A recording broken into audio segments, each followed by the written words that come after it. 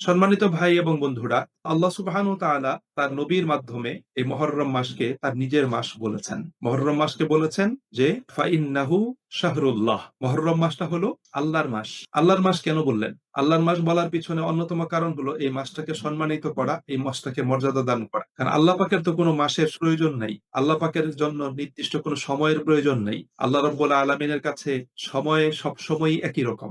আমাদের মানুষের জন্য সময়ের অতীত, বর্তমান, ভবিষ্যৎ আছে। আল্লাহ পাকের কাছে অতীত, বর্তমান, ভবিষ্যৎ নেই। আল্লাহ পাকের কাছে সবই বর্তমান। আল্লাহ পাকের কাছে সময়ের কখনোই অতীত হয় না, ভবিষ্যৎও হয় না। কারণ আল্লাহ রাব্বুল আলামিন এমন মহা জ্ঞানের অধিকারী, তিনি সবকিছুই সবসময় উপস্থিত জানেন। এটা হলো আল্লাহ রাব্বুল আলামিনের প্রধান একটা বৈশিষ্ট্য। আল্লাহ সুবহানাহু ওয়া তাআলা সম্মান এবং মর্যাদা প্রদান করার জন্য অনেক বিষয়কেই তার নিজের সাথে সম্পৃক্ত করেছেন। যেমন কাবাকে তার সাথে সম্পৃক্ত করে কাবাকে বলা হয় বাইতুল্লাহ, আল্লাহ পাকের ঘর। আল্লাহ পাকের থাকার কোনো ঘরের প্রয়োজন নেই। আল্লাহ রাব্বুল আলামিন তাকে কোনো সুনির্দিষ্ট জায়গাতে অবস্থান করতে হয় না।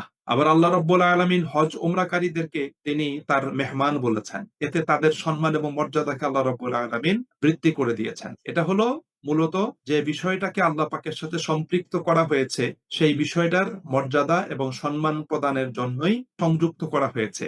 উদ্দেশ্য হলো এটাই।